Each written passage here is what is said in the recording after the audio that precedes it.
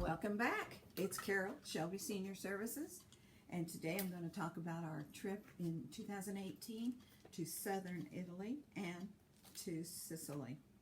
It starts out, it was a 12-day trip. It's one of the longer ones that we have taken, and it was so worth it, so worth it. We started out in Sicily. We flew in, and of course, as I said before, you fly all night and hit the ground running the next day. This is what the flyer looked like at that time. So it was March the 15th, so it was still kind of chilly here back at home. Okay, we went to Palermo, Monreale, Agrigento, Valley of the Temples, Taormina, Catania, Mount St. Helens, Mount Etna volcano, sorry about that, wrong country, Matera, Alberobello, the Amalfi Coast, and Sorrento, and Pompeii. That was a really, really nice trip. We flew in Palermo, Sicily. We started at the bottom and kind of came up. Let's see, right here. I don't know if you can see this. I'll try to get it as close as I can. We started in Sicily and came up through Italy and flew home from Rome. So it was kind of different. It was a lot different than the previous Italy trip. It's very different. This northern Italy and southern Italy is just almost like two different countries. It's really interesting. Sicily has a really interesting background. There are a lot of bad connotations, but that's gone now. Everything is just beautiful and it's done right. Used to be a lot of gangs there and all. Palermo is, again, one of those cities that has a large center square and everybody gathers there. We saw a lot of palaces, the cathedral, which houses the imperial crown of Constance Aragon, mosaics, all kinds of beautiful things like that. Then we went to the Valley of the Temples. Now, the Valley of the Temples is where the great rulers have built temples to themselves, and there's a lot of ruins there, but there's also one grand temple that stands. We got to have a guided tour there, and we got to see a lot of stuff. It's a UNESCO World Heritage Site there. Lots of poets, writers, painters love to go and do the paintings of these temples and all. See here you get a close-up view of the temples of Juno, Concordia, Hercules, and Jupiter. And then we went to the Giardini Naxos, or the Garden of Sicily, and we stayed there for 3 nights, which was very nice. A lot of times on the European tours, you'll stay 1 night and then go on to a new city. And that's okay, but you're constantly packing and unpacking. When you get a chance to stay in one place 2 or 3 nights, it's really nice. Mount Etna.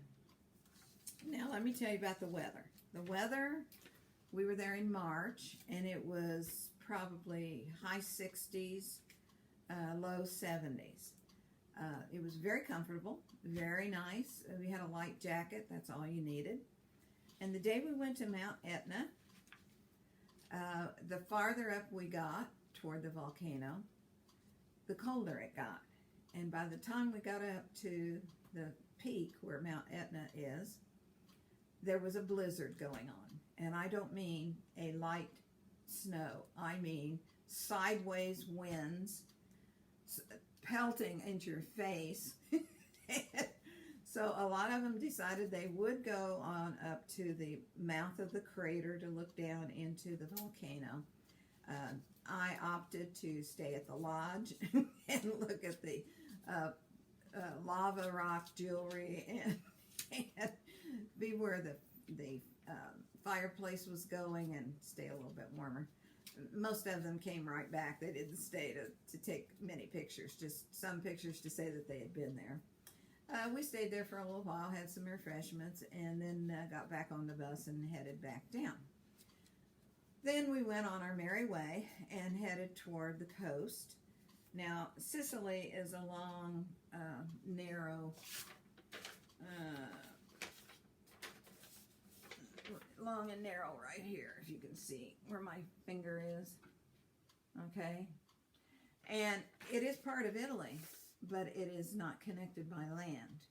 So, for many centuries, they've talked about building a bridge from Sicily to Italy, to southern Italy. Well, guess what? They've not gotten that done yet. So, you have to take a ferry. So, our bus, it was loaded onto the ferry, and we were loaded onto the ferry. And that evening, when we turned on the television in our hotel room, there was Mount Etna, and it was erupting with all kinds of blazing into the air. I don't know how many hundreds of feet, and I'm thinking, oh dear, we could have been right there when it erupted. But of course we weren't, thank goodness. The gods were looking up after us at that time. Oh dear, that was pretty sobering to think that we missed it by less than 24 hours. Okay, Catania, Catania, is it's a beautiful place where, see, I've got some pictures here. There's a lot of beautiful statues and things like that in Catania. And you can see in this picture, you can see Mount Etna in the background. Here's everybody enjoying the beach, and there's Mount Etna in the background there. And that's how close we were to it. Of course, we were crossed over into Italy by this time, but still, it was rather sobering. Lots of beautiful buildings as normal. You get to see a lot of beautiful construction. And it's not all just churches either. These are all kinds of buildings. But Catania is one of the favorite places of, like, movie stars and all to go because it's so beautiful. Okay, we did that, and I did that. All right, ready to go on to a lot of places in Sicily are UNESCO sites, and we saw a lot of them. But the one I kind of remember the most, and they're all nice, don't get me wrong, was Sorrento. Sorrento is an artisan's village, more or less. The streets are lined with shops. And we went into this one shop, and these were music boxes mainly, and with inlaid pieces of wood. I mean, it was just gorgeous. They were not only music boxes, but they were pieces of furniture and tables and chairs and pictures that you hang on the wall. And I went around looking. I thought, well, maybe I get myself a music box because I really like music boxes. And so I'm looking around, and I looked at this one pattern, and I thought, gee, that looks familiar. And I went over and opened it up. And sure enough, my husband had bought me a music box that had that same pattern on it several years ago at Greenwood Mall. They had, I don't know if you remember, they had a music box store in the mall there.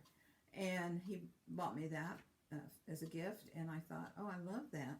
So I looked to see how much it was, and in euros, which is considerably more than American money, it was 250 euros, which is about $300. And I thought, I hope he didn't give that much for it. But anyway, it was beautiful, and it was so nice. I did buy some small souvenirs for the grandkids. I have a hard time passing up trying to get the grandkids something. But, you know, when you buy your grandchildren something, it's nice, and I'm sure they say thank you, but it's something that they don't have a memory from it. It's just that you gave it to them as a gift. So what I try to do on my trips, I buy some small little thing that goes on my coffee table in the living room. So when I walk past, I can look down and I can see all these little souvenir things that I have purchased on my trips, and I can remember them. So that's my little claim to fame anyway. And all my grandkids are grown up now, so most of them are either in college or, well, they all, except one, are in college or married. But anyway, Sorrento was just a cute little town. I loved that. And I'd go back there if I ever got a chance. Then we were heading up to the Amalfi Coast. The Amalfi Coast is set in the side of a mountain, and it goes for many, many miles. We had to get out of one bus and get into a smaller bus because the bigger buses cannot go around these narrow little ledge highways that in fact, when you come up to a hairpin turn, you can't see around it. So they place mirrors up there so you can see if there's a car coming. And if there's a car coming, or if they don't have a mirror, they honk. And if there is a car coming, they take turns going around this. I made sure I was on the inside of the bus next to the mountain so that I didn't look straight down to the water and the rocks and all that. But anyway, that was so beautiful and picturesque.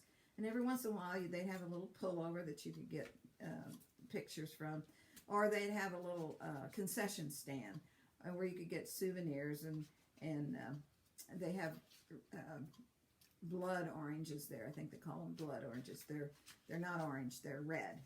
So the juice is red. So, and they're quite good. Tastes just like orange juice. So that was very, very interesting. We took a group picture there, and this is kind of like what a lot of it looks like.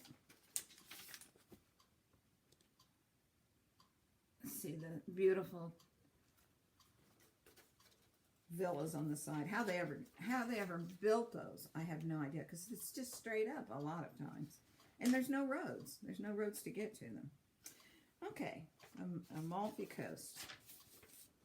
All right, and then we went on down, and guess what? We got to go to a place that is so popular. It is Pompeii, Italy. Pompeii lies within sight distance of Mount Vesuvius. Mount Vesuvius is across the water. It's not real close, but Naples is here, Vesuvius is here, and Pompeii is here. And there's another little town that's on the other side of Naples, and depending on which way the wind is blowing, if Vesuvius erupted, that's where all of the smoke and all of it would go. Well, on, I think it's 79 AD, I'm just looking out the window. There's the most beautiful cardinal that landed on my flower pot. Anyway, he's gone now. Pompeii, I did a little bit of a talk on that to a group, and I loved it.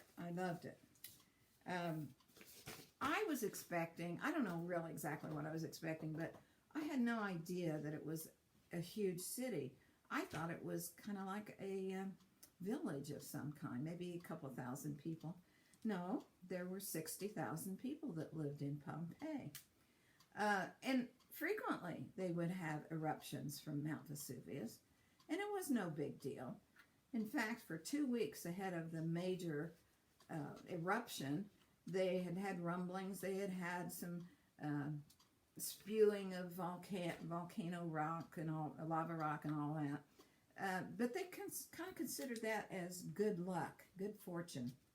But on the morning or the day that that happened, it really erupted. I mean, erupted. And the wind was coming from the wrong way, of course. And it came so fast across the water. It was like a tornado, like we would experience a tornado. In the heat was like 1,000 degrees from this eruption and all of the lava and all of that. And these people, many of them had evacuated the previous 2 weeks. So there wasn't many people that were left comparative to the 60,000 that were residents there. But in upwards of 2,000 people died that day because they couldn't get away, of course. Some were huddled, some were had gone inside of buildings, some were just caught on the street. And the ash from that volcano just kept coming and kept coming and kept coming. And there was no escape. You couldn't breathe. And they found people. Well, let me back up a minute. When the ash got finished building up in Pompeii, it was 25 feet deep, the ash. And of course, as it cooled, it hardened. It was like rock. So nobody really bothered to excavate it and all until in the 1800s they started. And then, of course, more recently, they've really excavated. But they've only got like 1/4 of it done. By the time we were there in 18, there was about 1/4 of it done, which was extremely interesting. They had sidewalks, very narrow, but they had some sidewalks, and then the roads were kind of down under. And then they had flooding there a lot, so, and of course they had horses that they used. So to walk across from one side of the street, which was very wide, the streets there were like avenues. There were narrower streets, but these were wide. This was a city that was laid out well. They had placed stepping stones. Now, I don't mean little rocks. I mean these were square, probably 2 foot high by 2 foot, maybe, I don't know. But you could walk from one side of the street to the other on these rocks and not get your feet down into the wet or the poop or the whatever from the horses and all. So it was well thought out. And along the street, you could have fast food. Now, we think we are the inventors of fast food. We're not. They had fast food. They were vendors along, and they were just one right after the other. They shared the same wall. But maybe they'd have a big round pot, maybe 2 or 3 of them. And maybe this one would have one kind of food, and this one have another, and this one have another. And if you were doing business or out running around doing your whatever, errands or whatever, you could stop along the side of the road and pick up, some kind of fast food, which I thought was extremely interesting. All kinds of shops, of course. They've unearthed everything you could think of. Then right next to that might be a resident with 2 or 3 families that lived in it, small. These were poor people. Then right next to that you might have a magistrate. I don't know exactly what they'd call them, but somebody who was important. And they've redone 2 or 3 of these to open them up to the public to show. And you go in and there'd be a foyer type thing, and then the next room would be like, in the middle would be a pond of some kind with water in it, and you'd walk around it. And then there would be a courtyard back of that, and had, oh my goodness, they could have anything, flowers or fruit or whatever it is that they wanted there. And on the outside rim of this courthouse were the bedrooms and meeting rooms and all kinds of rooms. So, I mean, they lived well. On the walls, they had mosaics. There was mosaics everywhere. And some of them have been restored, and you could see how beautiful they probably were.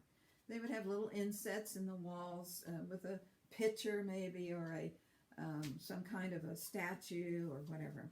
But it was quite interesting. They had water. the poor people would have a big room that was built like on the corner somewhere on one of these streets, and they would have this humongous bowl. I mean, it'd fill the room practically, and they would have water there, and the poor people could go there and fill up their jugs and take it back to their house. But the rich people, they had water that ran to their homes, and they had bathrooms. Now, they aren't like our bathrooms.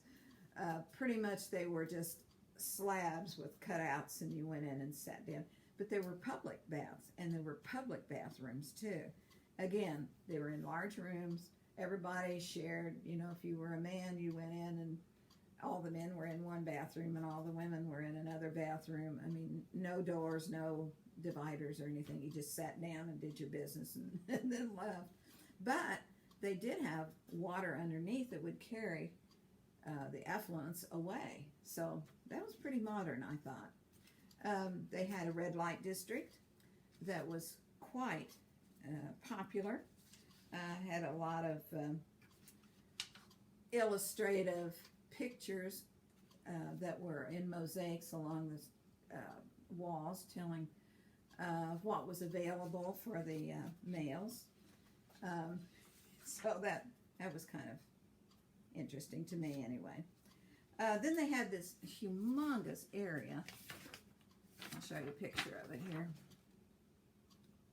That was the gathering place. And notice in the background, there's Vesuvius. But it was a gathering place that held all 60,000 people. You can imagine how big. This is where they worshiped their idols. And this is where they had political meetings, if you will.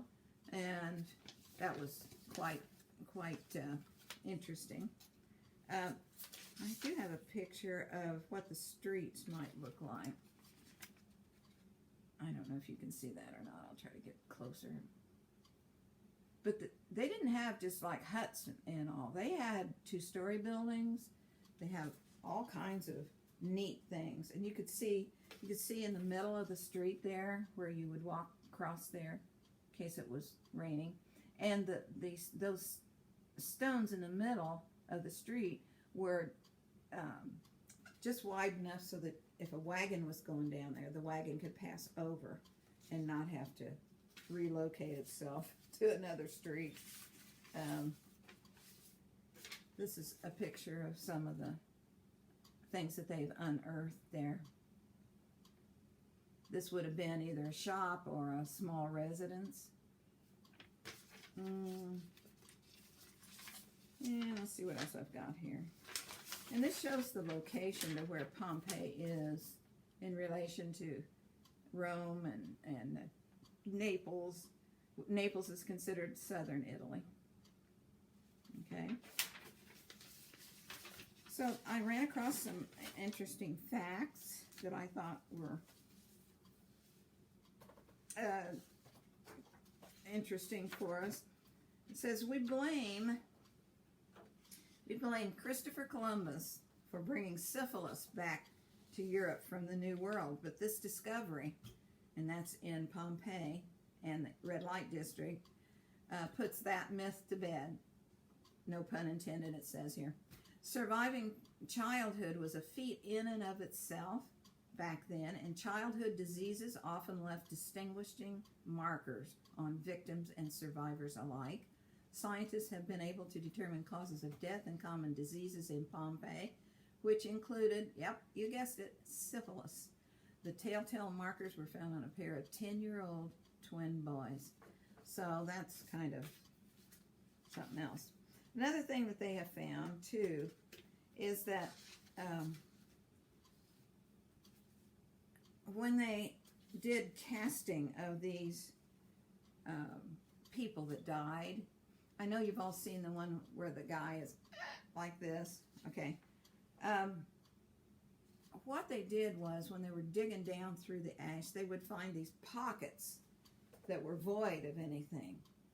And so they started doing plaster casts of what was in those voids. And that's where they got the pictures, or the casts, if you will, of the people who died there during that time. Kind of like this. These are not the real people. These are the voids where they did plaster casting. But it showed how they died, in what position they were. Okay.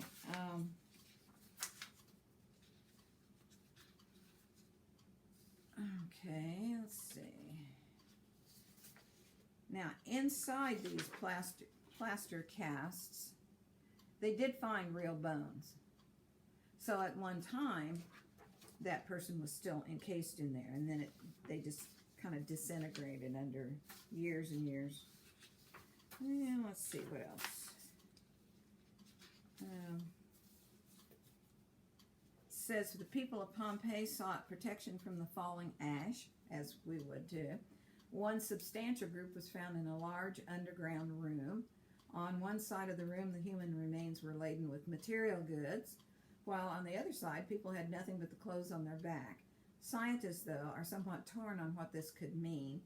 On the one hand, the wealthy and poor could have separated themselves accordingly, but there is a good chance that some of these shelter seekers were thieves and looters who picked up what they could while fleeing, or maybe some just decided not to bring their material goods along. So they really don't know, but I thought that was an interesting fact. Okay. Let's see what else we have here. It says, because some of the bodies were found bent in the fetal position, the prevailing theory for some time has been that the citizens of Pompeii suffocated beneath the ash, a death that would have been slow, terrifying, and painful. New information, however, points instead to death by, it's called pyroclastic surge, a kind of extremely high heat tornado.